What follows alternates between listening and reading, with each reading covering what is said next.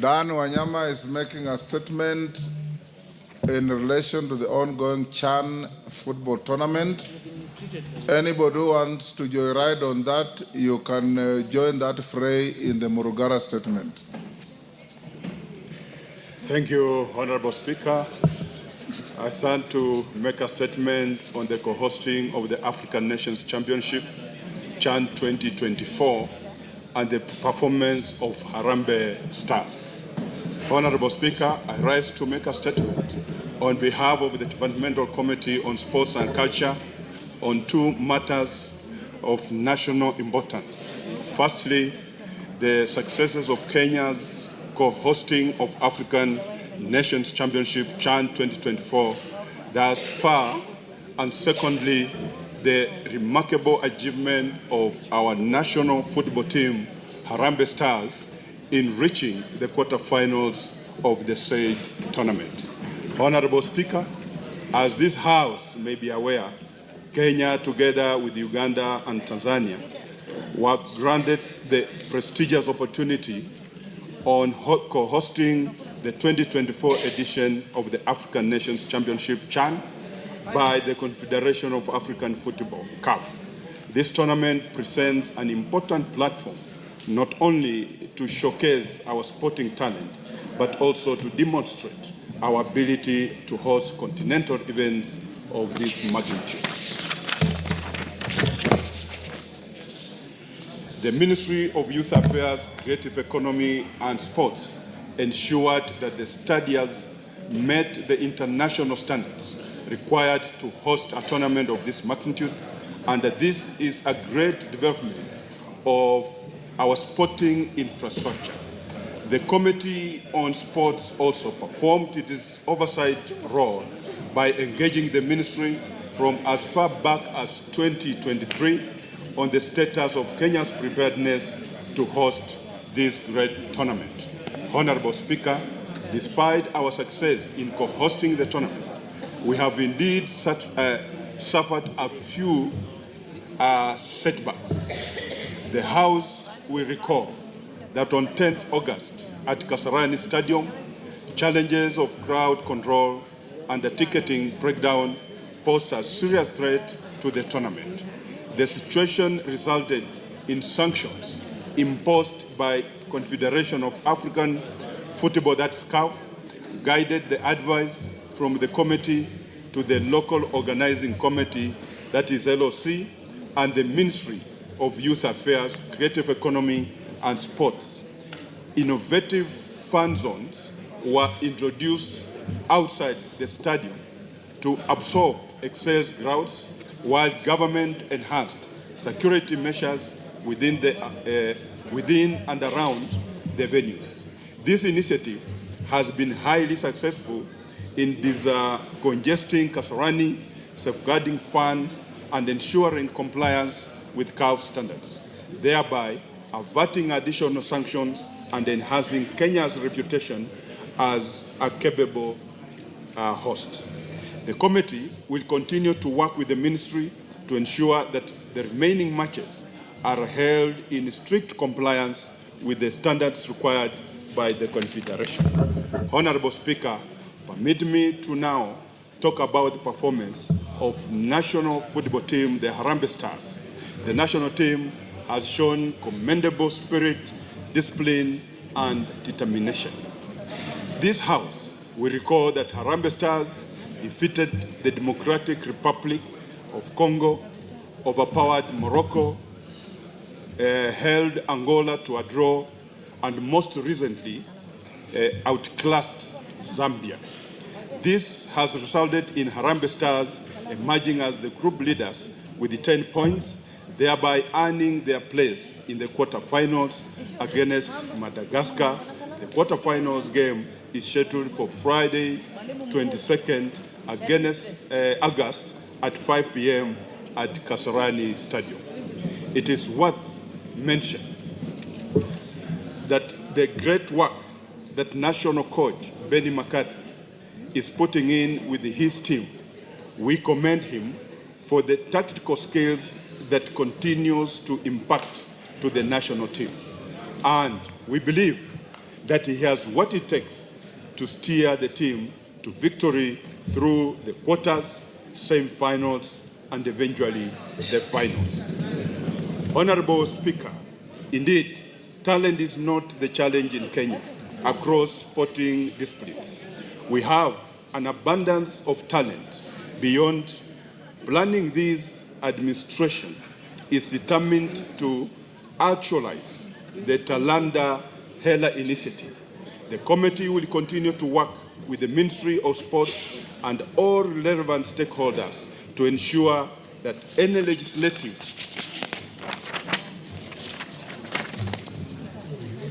interventions necessary to actualize this great initiative will be undertaken by this Honorable House. With the stadium renovations and the building of Talanta Stadium and the sports academies being constructed across the nation, the future is bright and the strategic direction shall bear fruit very soon. Indeed, we have demonstrated our ability to host international tournaments, and the infrastructure shall be available long after Chad. We can start aspiring for the Africa Cup of Nations, AFCON, and for other sporting events as well.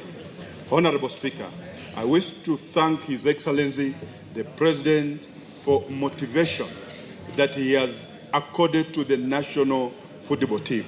The actions by His Excellency, the President, to reward the players is a great testament to the need to monetize talent, which is a key pillar of the Talent Hela initiative. This will go a long way in motivating players to be the best that they can be, and will also ensure that they give the results of their hard work and in discipline. Honorable Speaker, I'm indeed grateful for the continued support of your office and the Office of the Clerk in facilitating the Committee on Sports and Culture to execute its oversight mandate on matter sports within the country. Indeed, the committee has traveled to various parts of this country to conduct inspection visits over the renovations and construction of stadia. Further, the committee has held several engagements with the Football Kenya Federation and other stakeholders to deliberate on the future of sports in this country. We have set the standards as high as we could. It can only get better with the more cooperation within federations, with government, with partners, and the sports persons who are most integral in the grand scheme of things. Honorable Speaker, the committee wishes to thank all honorable members and all Kenyans who have come out to support Harambee Stars and sports in general. I also extend gratitude on behalf of all the teams and sports persons who continue to fly our flag and make our anthem to be played in international podiums. We shall continue the journey and mark the milestone. Kenya stands at a pivotal moment in the football journey. Co-hosting CHAN 2024 is not just a sporting event. It is a national project that carries economic, diplomatic, and cultural significance. The Harambee Stars, as our ambassadors, deserve our unwavering support. As I conclude, allow me to commend the Malkia Stars Under-20 team that won the African Under-20 Championship in Cameroon by beating the host nation 3-1. I thank you, Honorable Speaker.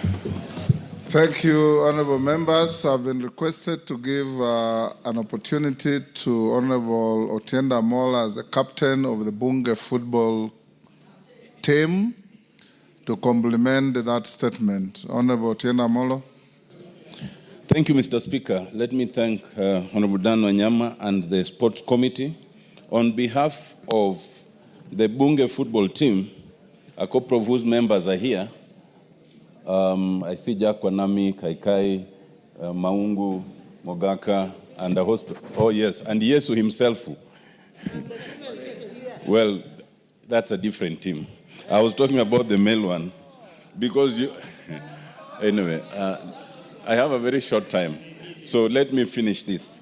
I want to congratulate the Harambee Stars because even the Harambee Stars comprises only of men.